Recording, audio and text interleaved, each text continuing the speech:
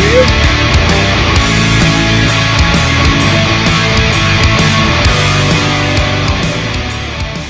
And now, Detailing Success and PNS Double Black present the Renny Doyle Podcast, a podcast for blue-collar entrepreneurs. Hosted by the detailer of Air Force One and founder of both Detailing Success and the Detail Mafia, Renny Doyle. And now, here's Renny. Sounds weird still, just stuff, it does. It just, good morning. How you doing? Sorry, ADD. I'm doing good. I don't draw like this. I draw like this. It's all over the place. Plus, Carlos is standing up, and I want to go get him a chair, but he's like me. I'm standing up too, so I can't complain about him because I don't like sitting. So here we are. His legs will get tired. He can only listen to you. No, I don't think so. I think he's a pretty hardcore dude. I don't think he knows what tired is. Just gonna say it. Do you? Do you know what tired is? Nah, he doesn't know. Yeah, he's pretty hardcore. He's pretty hardcore. Good morning. So how's things going up in Big Bear today? It's going awesome. So let's talk some stuff. We've got a great group. They're going to introduce themselves here in just a minute. It's kind of our second training because of Air Force One last month. We had a training like at the end of July, but it was only the first couple. It was the first 2 days were at the very, very end, and it went into August. And so we've got a group here, and they're awesome, and they're from all over, the country and Puerto Rico and the world. We've got very young individuals here. We got a couple of great mentor and an intern here. We've got a manufacturer here. We've got a crazy wacko Italian here. But that crazy wacko Italian, look at this. I got my own warthog. That's cool. Yeah, he signed it too. Yeah, it's pretty awesome. We have some desserts that he brought in, Italian desserts, pastries. That Chris, we'd love to say that you're going to get to experience them, but you're not. They're gone. Well, they're not gone, but they will be. So that's you better okay. hurry up, get up here before they are. As good as they probably are, I really don't need them. You need this in your life. But I got on the scale this morning. I was like, shit. Yeah, just that one, man. I'll tell you, half of one, right? Could anybody eat a full one? Dude, it was just so real. I mean, I could, but you'd just be Carb City. But God, it was delicious. Just it's authentic and it was different. It's not processed and it's full of goodness. It's full of goodness. So we'll have to post a picture of it. We take one or a little video. So, I think it's pretty cool.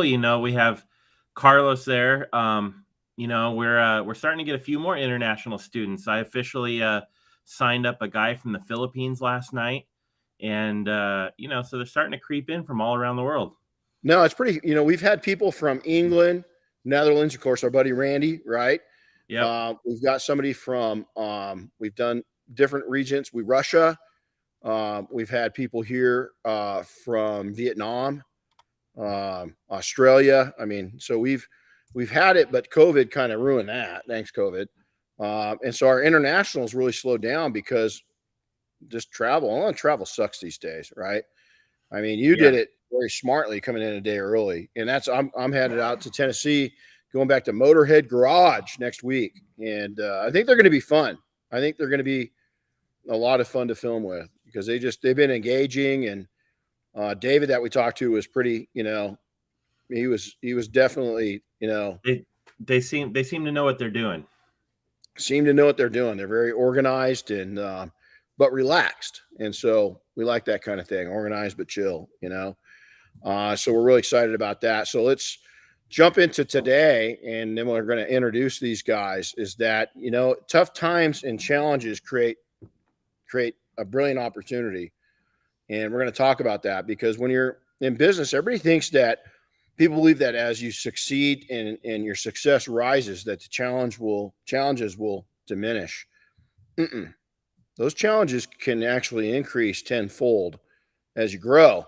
What happens is if you're really into it, and we hope to cover this today with you, is that your ability to deal with those challenges is increased. Your knowledge increases, and so we want to take and kind of give you some input from, and I've got kind of a different way of looking at this, But where this can be relayed back to is, we had a great time last week up at Monterey. We had the team up there doing car week, and we got to see Gordon McCall, which is just always a blessing. Our team got to see each other. We saw people. My job was going out and kind of trying to convince people they didn't want us to touch their car, to let us touch their car and their airplane and this and that. And it was just meeting all the various car people and then seeing our team and everything else was great. Just days before that is we had a leadership course here, and it was an outdoor leadership course. And so we had some people that had some outdoor experience, and we had a couple people that had never even camped out before. And here they are jumping into a self-made shelter and spending the night about 5-6 miles into the backcountry, and here in Southern California, we call it the backcountry. It's really not, we're not that far from civilization. There's a road that gets you out, but for a lot of these men and women, it was really taking them into an entire new realm that they'd never experienced before. And we're going to tie that into today's talk a little bit of some things as one of the instructors that I got to witness. And even where the challenges helped me grow as an entrepreneur and as an educator and as a man and as a friend. It really did. I took some things away that will change how I view and do things. Seriously, it was a great opportunity. Next, before we go on, I want to congratulate. I can't say his name yet because I don't know, but one of our good friends, Detail Mafia member, but a really good friend, somebody that's known in the industry. Him and his wife are going to have their first baby, and they just found out it's a baby girl. So I'll wait until he announces it. But I got to talk to him this morning, and I'm very proud of you and very happy for you and the missus. And I'm excited. And he's very nervous, as a new daddy should be. So I got to share some daddy wisdom and kind of give him some input there, because that's going to be some challenges coming into his life, right? And a lot of joy, and so we're real excited about it. So before we get into this, I'm going to put my warthog down because I don't want it to break. Is I want all of these fine gentlemen to come up behind me, and they're just going to take and tell you their name and where they're from real quick. So come on, all at once. I'm going to get out of your guys' way. Come on up. Don't be camera shy. Come on. Get up there. You're all studs. You're right there. Look at the green light. There you go. See? Around Josh. Everybody get in there. Go. Come on, boys. Huddle up. Get in close. Josh Pierce, Iowa City, Iowa. Britt Stokes, American Fork, Utah. Jeff Kautz, Esterville, Iowa. Yeah. Ron Costa, New Jersey. Matt Ward, Roxbury, New Jersey. Carlos Gonzalez, Puerto Rico. Yeah, he wins the best accent right there, man. That was pretty sexy. That guy got me hot and bothered. Just going to say it right now. So, again, tough times. There's a great saying is that the toughest climbs offer the best views. And so from an mountaineering standpoint, is that I've taken each one of our kids up into the backcountry. We've done some, especially when we were in Idaho.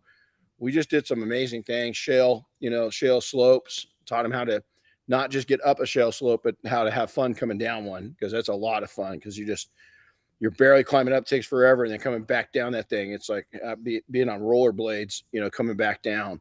But I never forget is our youngest daughter and her first winter ascent of a 10,000 foot peak in the winter, and us just sitting up there and enjoying such a gorgeous view. And we worked. It really wasn't. It was a good hike. It wasn't a climb. It was a hike.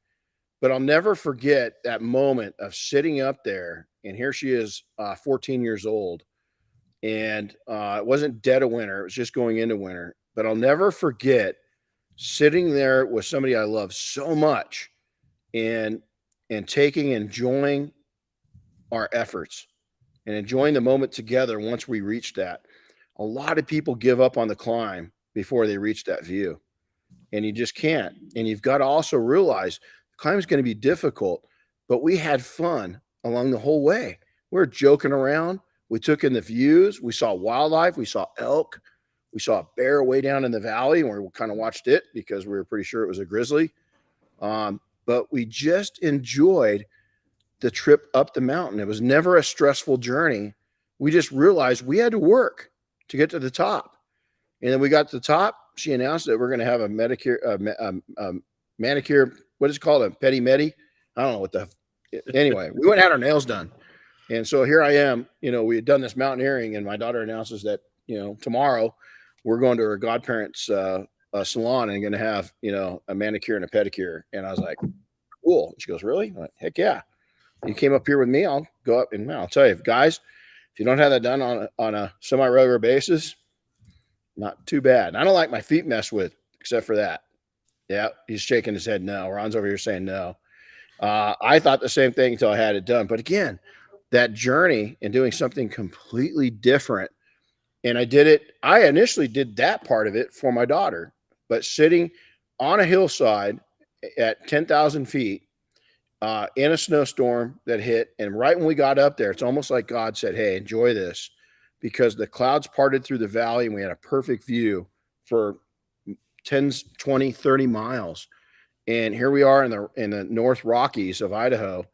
And the next thing I know is I'm looking over at the next day, sitting in a salon having our nails done. And I got to tell you, that journey was cool too. It was really cool. And so let's talk about this a little bit, perspective. As I've aged, I've learned that people perform surgery on wounds that don't exist. Is that we worry about things we just shouldn't be worrying about. And, we're all worry warts. We can all worry about things, but a lot of times, what should be eating up your space in your head? What should you be concentrating on?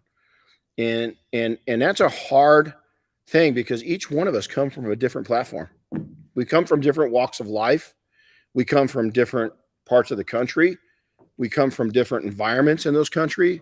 We come from different upbringings, and our tribal knowledge coming through our life at this point is vastly different than the person standing next to us. And it's very hard for a lot of us to put into perspective what that other person's perspective is. And we've got to learn to do that.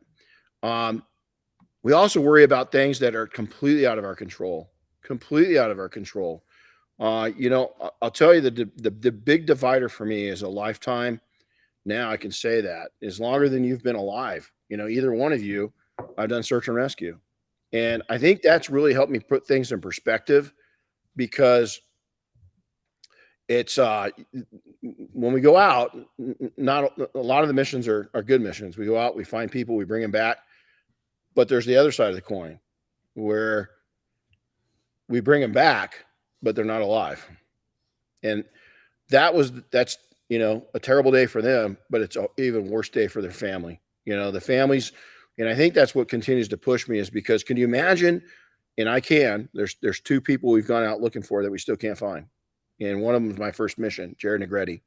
That little boy would be, older than you right now. No, not you. Sorry, you're a little older than I thought. I'm going to pick on him. But he would be, Carlos, about your age. And it was my first mission, and it's hung with me. Can you imagine the hardship that family's had to deal with? Is their son going missing, and it's the largest search in California history at that time, 17 days. And then B, that son not being found on that mountain, knowing he's there, but it's such a vast wilderness area, and where he is so treacherous, we couldn't bring him home to him. But could you also imagine being the men and women that were out looking for him, and we take that very serious, and it would be like a mission uncompleted for 30-something years. And so it doesn't sit easy. So my perspective on challenges is a little different. Also, the way I came up through this. For some people, detailing is just detailing. Just detailing. For me, it's been a life. It's been my kids. It's been college. It's been struggles. It's been, at times, hating what I did because it was so stressful. It was building. It was joy. It was vacations. It was seeing others grow, seeing others fail. It was stresses. It was joy. I just mentioned that we've got a good friend that's having a baby. On the opposite side of the spectrum, I have a good friend that's facing the loss of his wife. Two vastly different situations for two different families. And so detailing to me is friendship. That's what detailing to me is now. But in the early days, detailing to me was life or death. It was the life or death of my family. It was making it or breaking it. It was living a simple dream. I did not have the hopes of starting up a major corporation. That just wasn't in the cards, and I couldn't see that happening. I could never dream of Double Black being what it is. I could never dream of going with Flex and joining forces. I could never dream of Aeroshell that I've known since a little boy would pick me up as a representative. I never dreamed of representing Sonex. Never dreamed of any of that. But dreaming of starting one of those companies, never. It just wasn't in my wheelhouse. Still isn't. If I were to go out and start, a soda company, it wouldn't be Coca-Cola. It'd be a microbrewery root beer. That's in my wheelhouse, and I am totally comfortable with that wheelhouse. And so much of our perspective plays into this, and so much of what we worry about. And I'm going to tell you, the great equalizer is when your family. I just mentioned, that one of our good friends is facing the loss of a loved one. Right now, nothing matters to him. The bullshit stuff that we put ourselves through does not matter to him, does not matter to his loved one, does not matter to their kids. It's all bullshit. It comes down to survival. That's what's important. That's what's really important. Some face far more challenges. Have you ever seen people? My mom was one of them. My mom had a life that she had a good life, but she just had a black cloud following her. She just couldn't catch a break. And that's true. It just seemed that she came to a Y in the road and she made a decision to go one direction, and it never went back to normal for her. Never. No matter what. Some people would say, well, she could have changed that. I would argue, but watching her for a lifetime as her son, she couldn't. It just was circumstances beyond her control. And some people lived that. Now, could she changed it? Yeah, but it wasn't in her cards. She wasn't given the tools. So, everybody's going through their own fight in life. And for my own mom, she just didn't have the tools in her toolbox to correct that wrong turn. She couldn't get turned around on it. And it necessarily wasn't her fault looking back. So how many people are in that situation? A lot. There's a lot of people that are born into a situation that gives them the mindset. Now, Glenn Stearns, I've mentioned him several times, undercover millionaire guy. We got to be friends. And Glenn became a father at like 14 years old, 15 years old. Not born into the perfect situation. And yet he became a self-made multi-billionaire or millionaire, and at one time was worth over $1. Well, people say, wow, how do you lose money? Well, you sell things, and I think he gave up some stresses in life. Maybe I can't speak for him. But I'm sure things changed, but it doesn't matter. He's still, I don't know, worth $500 million. I don't know if you've ever figured out how hard that is, but I won't see that in my lifetime.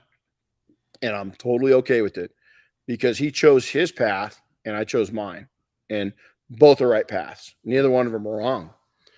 Seems to have a magical power sometimes. Some people will take, there's a magical power of dodging struggles and hardships. There's some people you just look at and it seems that, gosh dang, no matter what they do, is they've just got the Midas touch. Now, because where I came from and my upbringing, a lot of my friends would say that's me, but they don't see the backside of it. And they don't see also the ladder I climbed is small in comparison to other ladders. I climbed a step stool in success. I know people, Glenn, that had a fire truck, freaking ladder truck that just kept taking them up. I'm okay. I don't compare myself to that. I don't have wants of other people. I have wants of me. And that's pretty much been my whole life. I've never looked at some. Now I have looked and said, dude, I love that Porsche. I want one. Different. It wasn't because they had it. It's because I like that Porsche. It was for my own reasons. I said, I like that. As a matter of fact, our biggest house that I really thought I'd like, and a show of a nod of your heads for those, maybe even those watching or listening. Has this ever happened to you? Have you ever got something? I wanted to build this house for my kids. I kind of shared this earlier. Built this house, big old freaking house. I hated it. It just didn't bring me the happiness I thought it would. Matter of fact, it separated our family because it was so big we never knew who anybody was. And now we've got, when our kids come home here, we've got this great room. Everybody's here, or the kids are out here partying. They're in 2 spots. So they're either in there with us or we're out here with them. And it's been joy. So sometimes the very things that you ask for as gifts becomes challenges and hardships. And that changed our family dynamics.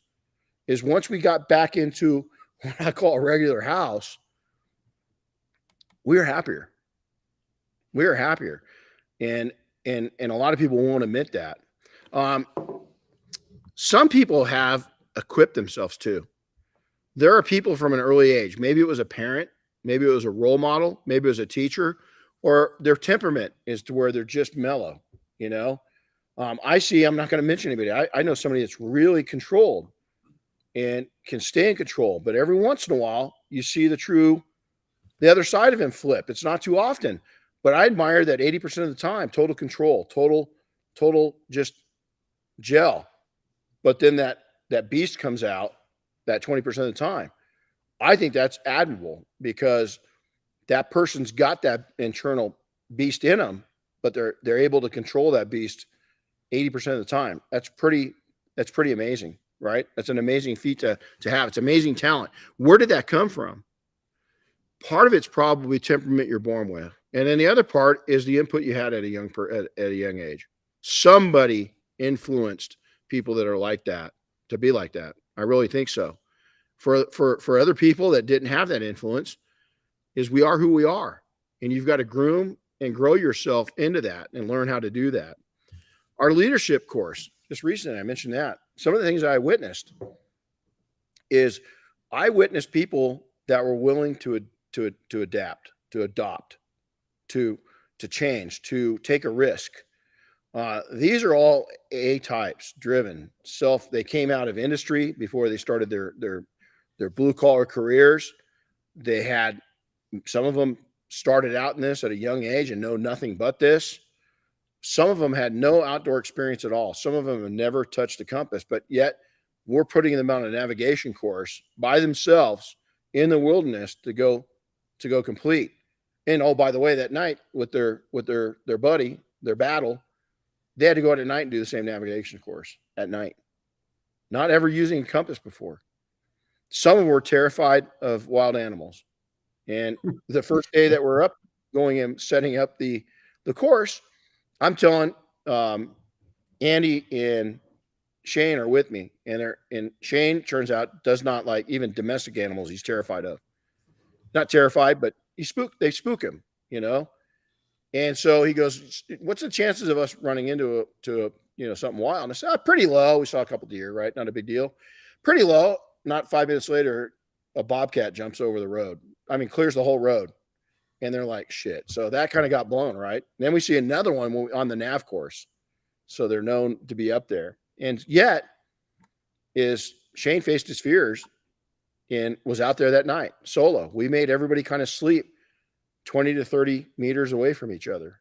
And again, that was facing our fears.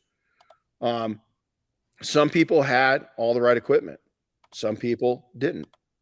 And they learned real quick is the nuance to that of coming back is you can survive in business and or in the wilderness on very minimal, but you sure are a lot more comfortable if you're outfitted right. And so that was kind of that. We saw individuals. We had a search and rescue, a real scenario, set up for them. And Oscar and I were the rabbits. So Oscar and I went up into the hills right behind our place here, and I went right and he went left. And they had a man track us. They'd never tracked before. I just taught them a tracking class before that. They were looking for evidence. They were looking for not just footprints, but other, things that we taught them. Is they stood up to that challenge. And then they had about an 800-foot climb, a pretty steep one to get up to where we were. And then to get out of it, the final is they had to rappel down a 3-story granite wall. And some people just decided, they tried, but it was just outside their comfort zone. But yet those very people that were a little concerned about that, we saw them standing up and helping others. We saw them standing up and taking on task. We saw them getting closer to that edge that they'd never been on before. And I applaud that just as much as the people that went over the side. Those people that had a terrified look on their face had taken and figured out a way to be valuable to the team. That's what that training was all about. It wasn't just being valuable or doing and facing your fears for yourself. Is we saw individuals that couldn't quite get there to that wall, but yet they turned that energy back around and helped others. How important is that? It's huge. So how do I relate this back to struggles and challenges? There's people there to help you. We don't have to go through the same exact thing, but that does help. Is if I were to talk to somebody that grew up privileged, is there might be some commonality on the way that we grow up. Is maybe it's discipline. Maybe it was family. Maybe it was a sense of community. Maybe it was we were Boy Scouts. Maybe it was we were athletes. Maybe it was we were into BMX bikes. Maybe it was, there's a lot of maybes out there, but there's going to be things and struggles that I talking to, it's funny now is I'm not secretive. I was a special ed kid, and I had a learning disability. And back then they didn't know what ADD was. And it wasn't until the end of my special ed year in special ed classes that it was actually, I was diagnosed with ADD and I excelled. But it took a teacher that was trained in that to get through to me and to teach me how to learn and teach me how to accept my challenges and that I wasn't what society and what the school district was painting me. I was complete opposite of that. I was intelligent. I just learned differently. That's a struggle that I won't even know. That's a gift that has followed me throughout life. Look what I just said. That challenge and hardship, you have no idea how it is to be in a poor community where you're a minority, which I didn't feel like a minority, but looking back, I never considered myself that. I never knew there was a difference between any of us. I didn't care if one of my friends, Lee, was Chinese. I had no idea he was Chinese. No idea. I had no idea that my other friend's Conrad was Latino. We just didn't look at each other that way. We're kind of all in the same boat. But I remember people teasing and being hard on me. But then I remember the most gifted people, the smartest people. They called it MGM, mentally gifted minds, is what the specialty class. That was the high excellers here. And then I was on the short blue bus, and I say that, poking fun at myself, but it was the truth. But I remember those folks that was in that class were the ones that reached out the most and didn't tease me. There's the people in the middle that came after us, that whole class. So these people that defended us mentally, and it was this people down here that went to fist. Back then that was a thing to do, is you defended your honor. And unfortunately now in today's world, and when I say that is we didn't bring violence into it, is we put limitations and we set it out there. This is my boundary. You are not going to treat me like this. And if you do, this is the recourse. And it was a punch in the nose when I was a kid. And then 5 minutes later, you're out at the ice cream truck buying each other an ice cream, because we realized when we did wrong, we owned it. Somebody punched us in the nose. We got in a little tiff. We wiped our nose clean. Then we went and got an ice cream, played football. We didn't hold things against each other like we do today. We didn't. I mean, even I won't say his first name, or I won't say his last name, but Johnny, we had a lifetime of hating each other. He was in a gang. But here's the thing: we walked through the store, and he would see my grandma, and I'd see his. Our grandmas were raised us, and it was hey, hello, Mrs. And we'd be on our best behavior. Well, my grandma would send me over to the bread aisle to get a loaf of bread. Johnny be over there, and we're cussing each other out. But as soon as our grandmas walked up, we're cordial and polite to each other, right? And still to this day, I run into him, and he's got 4 silver teeth due to me. He's still wearing them. And I pointed it out one day. I said to our youngest daughter, I said, "Hey, Johnny, give me a smile." And he had some really select words to say to me, and it was funny, but still to this day is Johnny and I will run into each other and we talk about the old times. We're still not big fans of each other, but we don't want bad for each other. We want good. We came up through this stream of struggles.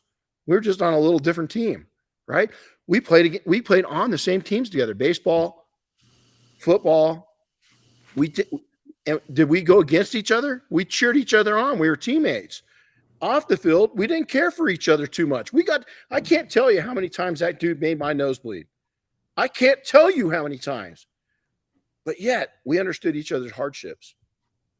We were both being raised without fathers. We were both being raised by tough women. We both respected those tough women.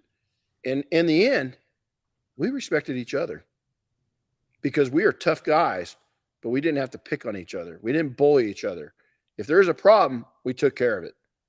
And here's, by the way, if somebody was picking on him, guess went to his aid? Right here. He was my enemy. You can't pick on him. He went to get jumped one day, and I went, fellas, this is an unfair fight. There's 3 of you and 1 of him. And I said, I'm going to have to be the force that equalizes this. And there's still 3 of us. And I said, you need about 6 if you're going to fight us. Game on? They decided to. That didn't last long. And then Johnny and I went to being enemies again, you know? And isn't that how life is? Is that you see, Johnny and I grew up in a time to where we took in our challenges. We had serious challenges. No, we didn't. Society said we did. Society placed a stamp on us that wasn't correct. Is that Johnny and I have gone on and raised families and done well and stayed out of trouble and were parts of our community and raised great kids and married great women and have long-term marriages, and we're not addicts, we're not drunks, we're not abusers, we're not all these things that society said we become. We didn't. We didn't become that. Is we just we came from tough places in a tough town, and we were tough men. We were tough boys, but we had souls and we had brains and we used them, but we weren't afraid to set our boundaries and stay to that boundary. And it was amazing. So let's talk about growing from struggles and from hardships is resilience. Something that a lot of people don't have. Is again, we talk about my buddy Norman setting that 40%. Most people hit at their 40% of their potential and they stop. Is that you're going to have to learn to hit every once in a while 80, 90%, and even a limited time 100, 110%, and then pull that afterburner back. You know, you're going to have to learn when to turn that turbocharger on, is that afterburner on, and get to over 100% to get through whatever you're facing. You're going to have to. Gaining self-awareness of who you are, your weaknesses and your strengths, without changing your core values of yourself. That's tough. It's also tough to even when people have done you wrong, vengeance needs to be realized, but vengeance classy and vengeance with dignity and vengeance with those around you respecting your boundary. That's a tough balance to realize. And it's a tough thing to take and get through as a human, right? Is how do I keep my dignity but protect myself, my brand, my manhood, my pride, without getting your pride in the way. And it's just being open-minded enough to bounce back, take a step back every once in a while, and then move forward again. That's a big one. I have a thing that comes from the firefighters that I kind of brought into my life a long time ago when I was a kid, and they taught us is stop, drop, and roll. As I stop when things are going on, drop, sleep on it for a night, really think about it, and then roll with your decision. I've used something. Learning from failed relationships. Relationships come in many forms and fashion, right? It might be a broken up relationship with a boyfriend, girlfriend, a friendship. Might be a marriage. It might be a business relationship. It might be a customer. What can you take away that's going to make you better?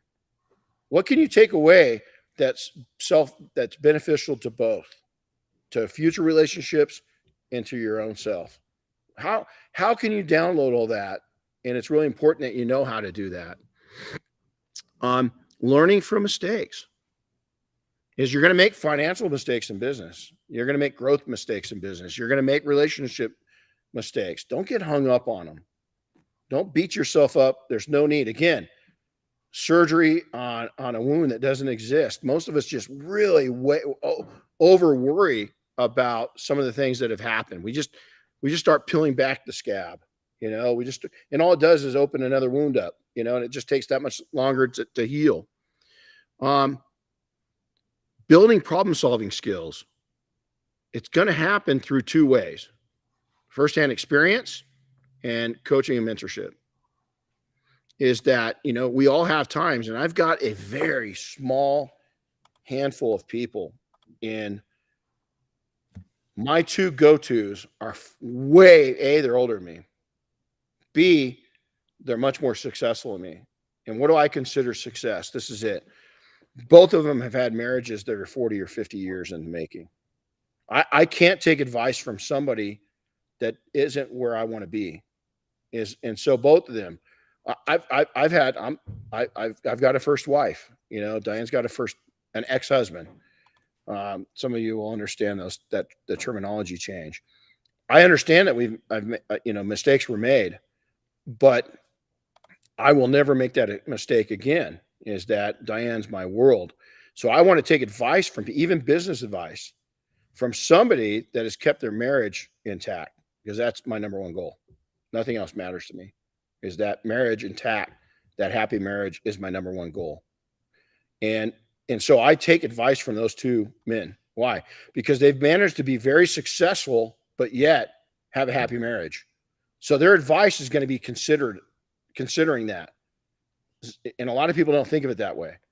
Is if you got a Playboy friend that's 50 years old and he's just going from relationship to relationship and he's super successful, is his success going to match, and his opinions and his input to you going to match where your end goal is? Probably not, because he or she's been willing to sacrifice relationships for money, and that's just not me. And a lot of people don't look at it that way. Empathy is, you got to learn to have empathy. You've got to learn that everybody's having a battle, and I'll tell you that empathy even comes with your significant other, your spouse. My wife, is Diane's going to have hardships. And we're all talking about that earlier. Is in business and in relationships, people say, oh, it's got to be a 50-50 thing. No, it's not. It's got to be 100-100. You got to be putting your 100 in all the time. But there's times where I'm down, and Diane's having to put 200% in because I have nothing left in the tank. And there's times where Diane's down, and I got to put 200% in because she has nothing left in the tank. You got to be willing to do that. And then you got to be willing to where that your tank's starting to get low and you're still feeding hers, is you've got to have the ability to somehow share with that person. Could be a business partner. It could be, in this case, my wife. It could be a friend. Say, man, we got to figure this out. My tank's running low, man. I can't keep going at this level. It's very hard for us to take and be that honest, but you've got to be, because if all of a sudden both tanks run out and you're at your wit's end, that's when tsunamis happen. That's when really big problems develop. And you've got to be strong enough to take and realize that in all relationships, you're going to have those struggles. You're going to have those challenges. And you've got to be willing to take when the other person, I've told Diane that a couple of times, man, my tank, can you step it up? Man, she always does. Always. And vice versa. She'll come to me and say, boy, I'm having a tough one. And I might be having a tough one too. That's not the time to say that. Is I put on my boots, get in the saddle, and ride hard. Ride hard, because she needs it. She needs it. And for her to say that, or for me to witness that she's down, or to have Chris down, or our team down, or one of you guys down, is that I might be facing myself, and it happens all the time, is that when you have a lot of connections online, the thing that a lot of people don't know or experience is I go in every day to Facebook and give an average of 5 condolences. 5. Does it wear on you? Yeah. Sucks to see people again. Those are life challenges that don't go away. Those losses. Everything else, a defeat in business is temporary. The loss of a family member or a loved one is forever.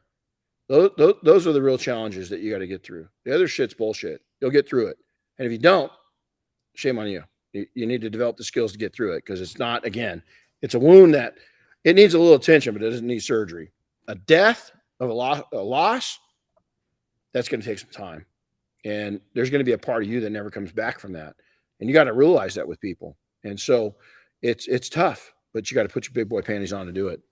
Strengthening relationships. Difficult times often brings people together, or it separates. It's a wedge. What do you want it to do? You know, can you imagine? I'll give you an example. Can you imagine being the Coca-Cola company? You've been with Coca-Cola for 25 years, and all of a sudden Coke announces, we're going to have new Coke. We're going to have a new style of soft drink. There's people in the organization that are going to love new Coke. There's people in the organization that probably didn't. How do they adjust? I don't know. I like Mexican Coke. It's got pure cane sugar in it instead of the other stuff you can get at Costco. I don't drink a lot of soda, but I'll pick up that Costco Coke every once in a while, because you can't beat the original. You just can't beat it. Confidence. There's a difference between confidence and being an asshole. Okay. Now, some people read it the same. That's because they're weak-minded. They just don't know any better. Is that I can see it. Any of you guys walk in and you can see another, and we're all among men, so I'm just saying men. You walk in and you see somebody, you just know that is somebody you just don't want to tangle with. You ever get that vibe from somebody that this is a good dude, but I don't want to get on his bad side? Is, I see people now, I always have ever since I was a little boy, is I always admired age. I've always admired a man that carries himself all the way to the end with dignity and strength and power. And I had B.J. Hayden, lived across the street. He was a Seabee in World War II. He was landed on the beaches, and his stories were unbelievable. He came out, he went from Europe over to the South Pacific. He went to the South Pacific, came home, went to Europe, didn't go home. He went straight from Europe all the way back over into the South Pacific again. He was gone for 3.5 years. 3.5 years. I saw that man, and he was pretty beat up from battle. I was terrified, even as a grown man. I was terrified. I wasn't scared. I loved him. Somebody I never gave me any reason to fear him, but I did not want to take and fail him. I did not. I remember one time I disappointed him, and he came up to me, and it was in a football game, and he came up to me after the game. He goes, "You think you did your best performance?" I said, "No, sir." And he says, "That's sad." And I'll tell you what, when he's in those stands, I gave 110%. I never wanted to have that feeling again of making that man disappointed. But in the back of my mind, my grandmother used to send me to him 3 times. First time I was about 7 years old. It hurt. He had a paddle with my name on it. The second time, I couldn't sit down. He whipped me good because I deserved it. The third time, he told me it would be the last that I ever came over to visit him, and it was. He had a reckoning with me, and that changed my whole life. I was young. Was it that bad? No. It was deserved. And it allowed me to see how to take in the limits of how to treat my mom and grandma. These are things to never say again. And he made it a point that I never, ever, I went home and I owned that shit with my grandma right then and there. And I didn't even do anything to my mom, but I owned it with her too, because that was her mom. And he made me realize that. And those hardships, unfortunately, today, we don't have those lessons anymore, or seldom do we have those lessons. You don't see it in a lot of cultures anymore. That wasn't abuse. In today's standards, could have they called the cops on BJ with me?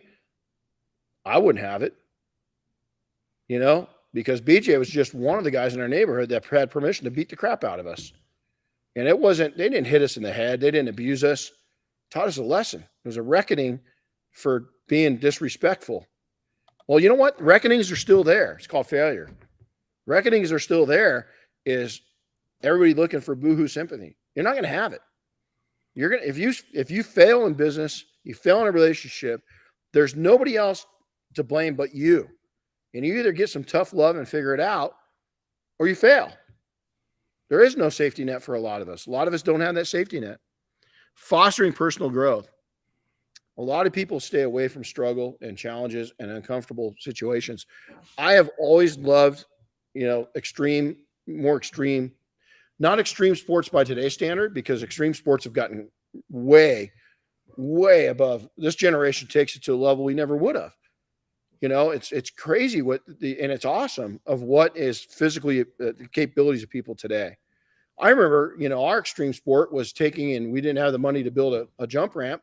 So you found an old piece of plywood and you laid underneath it, and you were the ramp. You held it while your other friends jumped. Well, that was pretty extreme. That's nothing today. It's nothing. But in our day, that was something. But here's the thing. I've always liked to do things. I ski fast still. I drive. I love mountaineering. I love my horse. I love search and rescue. We took Chris's family out Saturday and went shooting. And Chris, we shot some pretty cool weapons, didn't we? Yeah, we sure did. Yep. My son had a good time. Yeah, it was awesome. He doesn't show it, but he totally had a good time. Oh, he showed it. I could see it in him. But it's that personal growth. Sometimes it's what we do on our side gigs. I like people. I've got one of my mentors, Bill Bartell. We lost him last year. He's my father-in-law, but he was my mentor, my friend above everything else. He was an expert bowler. He could hit 300 even in his 80s. It was amazing. That was chess with him. I suck at bowling. I love it, but he taught me a lot, and he was an entrepreneur. For him, that was strategic, and it helped him be strategic in business. And I learned that sometimes a board game or something that takes a different level of concentration, it's not just about macho hanging it out there. And that's what we taught in this leadership course that we did, is that man tracking is difficult, and it's precise, and it takes your mind, it takes your eyes, and it takes a team. It's not one tracker. It's three. You got two flankers. And that main tracker is not the main tracker. You wear out. And our team learned that, is they'd have to go from flanker to primary tracker to left flanker, because your eyes get tired. Your knees get sore. You're constantly up and down. It's very tactical. It's very technical. It's very, you're going to use brain cells and you're going to burn them to find people. And it was really cool to see people do this. It's important to note that growth and struggles, it's a personal journey. Each one of us are going to take on these struggles different ways. And how you handle the struggles is going to be dependent on how you handle them in the future. And so my challenges to you is, I read up on challenges, and I like to read up on challenges. I'm just listening to an audio book right now on personal challenges and so forth. Is you've got to be a study. You've got to be a reader. You've got to be a student of life. And you've got to, there's a great book that my oldest daughter read when she was a kid. She wanted to read. I wasn't too sure. It's called Death in the Grand Canyon. It was about notorious deaths, and some of them not so notorious, some of them kind of silly. I mean, it's sad that it happened to people, but from a search and rescue standpoint, but also what other people did that, looking back, I'm sure they wish they wouldn't have, because ultimately it cost them their lives, or the life of a loved one, or both in many cases. But it's an interesting book. If you can find it still, it's an old book. It's been around for a while. It will share just a different view. And I enjoyed it. So, Chris, that concludes it, man. So we're set. You got any input? No, you covered this one. I'm still learning, getting through my tough and challenging times. We all do. And the main thing is that, it's your outlook and how it's I can't remember who said it, and gosh, I wish, because I love to give credit. It's an old term, and I remember BJ, the guy I just talked about, said it was it's water off a duck's back. What's that mean? Is a duck's feather is very, it's hydrophobic. It's like a coating. It's nature's coating. Ducks don't get their skin wet. It repels it off of there. And you've got to learn that when stuff comes up, it's got to be water off a duck's back. It just rolls off of you. You've got to absorb it, process it, and figure out how to positively fix it. And that positive fix might not be positive for everybody involved. It might be something that's not so positive. And so, but it's movement. It's forward movement. We can't stop. And it's a hard thing to figure out, right? I've got this saying that I've shared with Chris and Oscar nonstop: happiest place on earth. And I just keep repeating that, and glass half full, two stupid terms, right? But to me, those aren't just terms. That's not a rah-rah. To me, that's a trigger. That when I say that to me or anybody else, that means I've got a negative thought. I'm getting rid of it, and that's the trigger to get rid of it. Happiest place on earth, be happy. When you're at Disneyland, well, Disneyland's changed. When I was a kid, it was a lot of fun. Now it's just a lot of lines. But it's still, if I think that, one of our friends, Harry, put some, I don't know if you guys saw this or not, but he put some Mickey Mouse ears on and said he's going to go down to Florida and start applying for jobs. Harry's retired. He's a detailer full time, but he's a retired cop. And some of the shit he puts up is funnier than hell. And so when he put that up, here's this big dude with Mickey Mouse ears on, or Minnie Mouse ears on, whatever it was. But that made me chuckle. Is that I have that trigger. I've learned that is that when I say something out loud or I say something to somebody else, that's not a trigger to them. That's a trigger to me. It's change my attitude, or don't allow something to get in my head or exit it out of my head. And when I say glass half full, or I say happiest place on earth, it works because I've trained myself the last year to allow it to work. So last night I had something heavy on my mind, and here's my lovely wife laying next to me, and we were cracking up about something, and she goes to sleep. She's out, and I'm sitting there thinking about something. I said, why is this in my brain? Here I am going to go to sleep. Got my wife next to me, got this house, got these students here this week. Happiest place on earth. Fell right asleep. That trigger works. It gets it. It tells consciously and subconsciously me, that's it. Don't allow this to hit your brain no more. Go on. And it works. All right. So next week we will not be here because I'll be in Tennessee at Motorhead Garage on Wednesday morning. Right now, a week from right now, I'll be there filming. And then Diane and I are going to stay there and go look at some little towns and property that I fell in love with Jamestown, Tennessee. I was there years ago, and man, it's just a cool area. And so I'm going to take Diane, and we're going to take 4 days. She's going to join me on Thursday, and we're taking 4 days off, and we're going to go explore and just have some fun. Take some pictures for me. We'll be back with the podcast on Wednesday, September 6th. So that's 2 weeks from today.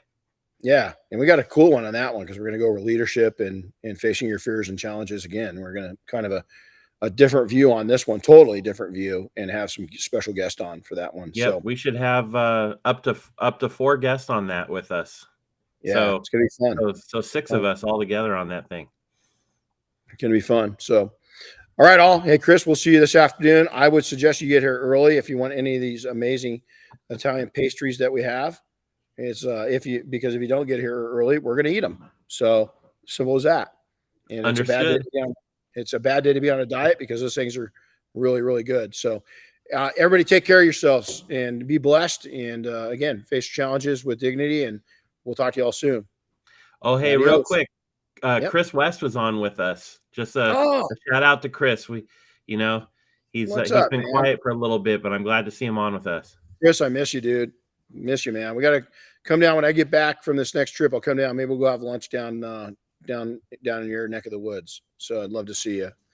All right, guys. You guys take care, and we'll see you next time. We'll see you in 2 weeks. Be happy.